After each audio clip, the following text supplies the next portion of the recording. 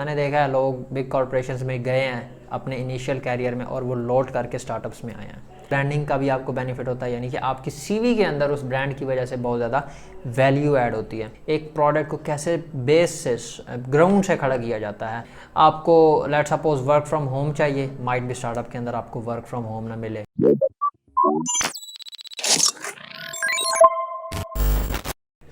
अस्सलामुअलैकुम, my name is Noman and you are watching Sharp Scripter YouTube channel. आज की इस वीडियो में हम लोग बात करने वाले हैं स्टार्टअप्स वर्सेस बिग कंपनीज़।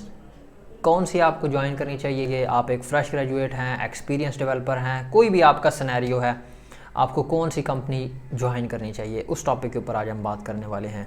इससे पहले हम कैरियर टॉक्स की सीरीज़ में 2 वीडियोज़ और बना चुके हैं, जिसके अंदर हम लोगों ने बात की कि यार आपने कब स्विच करना है और आपने कैसे स्विच करना है। Now we are going to talk about कि आपने अगर स्विच करने का प्लान बना लिया है तो अब आपने स्विच करने का प्रोसेस में हैं आप, और आपने अब कंपनी डिसीजन मेकिंग करनी है कि मैं कहाँ पे जाऊँ। यार स्टार्टअप भी हैं, कुछ लोग कह रहे हैं स्टार्टअप में जाओ लर्निंग बहुत होगी, कुछ कहेंगे कि यार आप बिग कॉरपोरेशन में जाओ, वहाँ पे स्टेबिलिटी है, आपकी जॉब सिक्योरिटी है।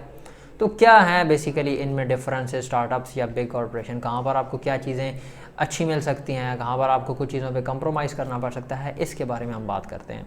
तो सबसे पहले मैं स्टार्टअप की बात करता हूँ। अगर स्टार्टअप्स की बात करें हम, तो स्टार्टअप के अंदर कुछ चीज़ें अच्छी हैं, कुछ बुरी हैं। अगर मैं अच्छी चीज़ों की बात करूँ, स्टार्टअप्स के अंदर आपको लर्निंग कर्व ज़्यादा मिल सकती है, यानी कि आपकी लर्निंग कर्व अच्छी होगी, यानी कि आपको बहुत सी चीज़ें सीखने को मिल सकती हैं। वाई?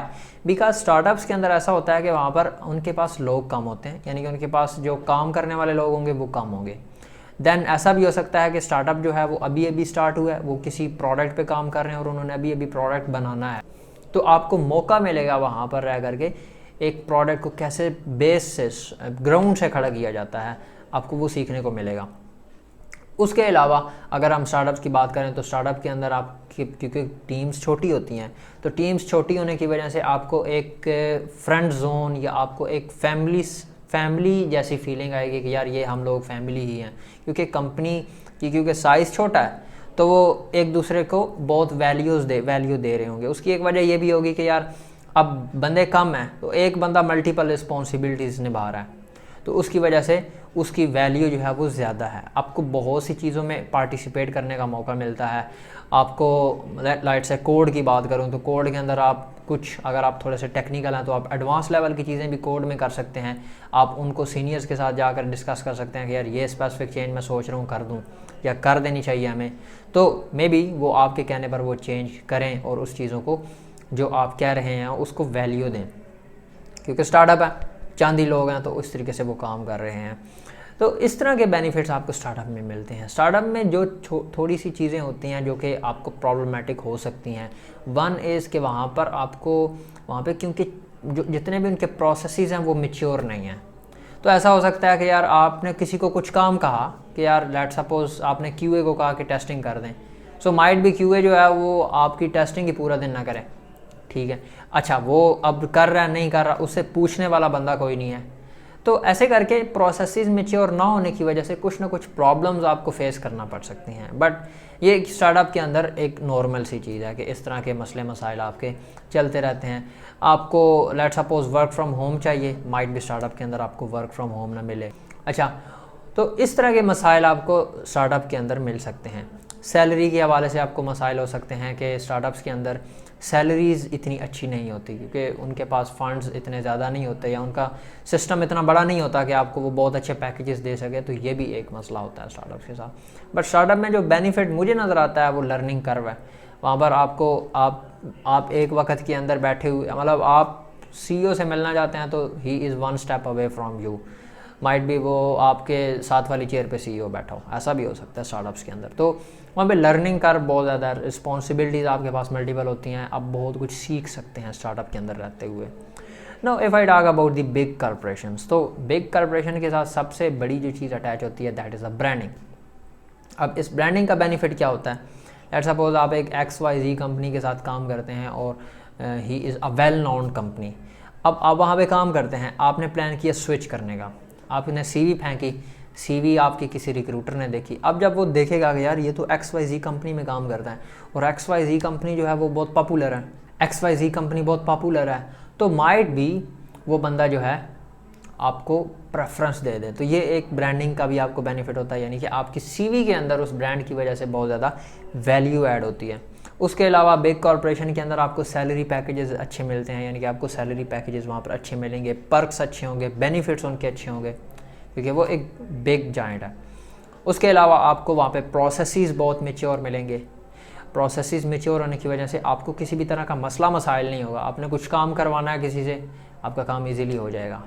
अच्छा, अब इसके साथ लर्निंग कर्व की अगर मैं बात करूँ तो लर्निंग कर्व ज़रूरी नहीं है कि बिग कॉर्पोरेशन के अंदर बहुत ज़्यादा हो, और ऐसा ज़रूरी भी नहीं है कि बिग कॉर्पोरेशन के अंदर लर्निंग कर्व बिल्कुल होती ही नहीं है, ऐसा नहीं है। आपको मॉडरेट लेवल की लर्निंग कर्व जो है वो बिग कॉर्पोरेशन के अंदर मिलती है, लेकिन इतनी एडवांस लेवल की आपको नहीं मिलती कि यार आपको, लेट्स सपोज मैं कहूँ कि अगर आपने कुछ छोटा मोटा चेंज करना है एप्लीकेशन के अंदर या कुछ कोड के अंदर, then you have before that you have to take lot of approvals, यार ये मैं करना जा रहा हूँ, क्या मैं कर सकता हूँ, इज़ इट अलाउड, मुझे करना चाहिए। देन उसके बाद ये होता है कि क्योंकि most of the time big corporations के प्रोडक्ट्स बने होते हैं, तो अब ऐसा हो सकता है कि प्रोडक्ट बना हुआ है, आपको कुछ ज़्यादा उसमें नहीं करना, जस्ट बग फिक्सेशन या सपोर्ट का ही काम करना है, तो इससे कुछ आपकी लर्निंग थोड़ी सी इम्पैक्ट हो सकती है। बट देन आपको ये चीज़ें फाइंड आउट करनी है कि मैं कैसे अपनी लर्निंग को इन्हांस रख सकता हूँ। जैसा कि अगर मैं सर्विस बेस्ड कंपनीज़ की बात करूँ, तो सर्विस बेस्ड कंपनीज़ के अंदर प्रोजेक्ट्स आते रहते हैं नए नए, तो आप कोशिश करें कि नए प्रोजेक्ट्स पे काम करें, लेटेस्ट टेक्नोलॉजीज़ पे काम करें, और वहाँ पे आपको लर्निंग कर्व अच्छी भी मिल सकती है। तो बिग कॉर्पोरेशंस जो हैं वो मैं समझता हूँ कि अगर आप फ्रेश ग्रेजुएट हैं और अभी आपके ऊपर कुछ रिस्पॉन्सिबिलिटीज़ नहीं हैं, यानी कि फैमिली की रिस्पॉन्सिबिलिटीज़ नहीं है, then you have to go on startups. मैंने देखा है लोग बिग कॉर्पोरेशंस में गए हैं अपने इनिशियल कैरियर में और वो लौट करके स्टार्टअप्स में आए हैं। तो आप स्टार्टअप से स्टार्ट लें, वहाँ पर आपको लर्निंग कर्व बहुत अच्छी मिलेगी। जॉब सिक्योरिटी नहीं होगी डेफिनेटली, बट आपको लर्निंग बहुत मिलेगी। अब वहाँ से सीख करके आप एक बिग कॉर्पोरेशन में जा सकते हैं जहाँ पर आपको जॉब सिक्योरिटी भी मिलेगी, बट उसके साथ फिर आपने अपने लर्निंग के जो चीज़ें हैं देखते रहना है। अपने अपने मैनेजर HODs के साथ डिस्कस करना है कि भाई देखें, आई एम हेयर और मेरी प्रायोरिटी लर्निंग है, क्योंकि आप सीखेंगे, आपका स्किल इम्प्रूव होगा तो ही आप कैरियर में ग्रो करेंगे। अगर आपका स्किल इम्प्रूव नहीं है तो आज आप बेशक 2 लाख 4 लाख ले रहे हैं, कुछ दिनों बाद आपकी वर्थ कम होना शुरू हो जाएगी, आप बॉटलनेक में आ जाएंगे। सो आपने इस चीज़ को मेक श्योर करना है कि आपकी स्किल कंप्रोमाइज़ ना हो। तो ये मेरा पर्सपेक्टिव था बिग कॉर्पोरेशंस और स्टार्टअप्स के बारे में।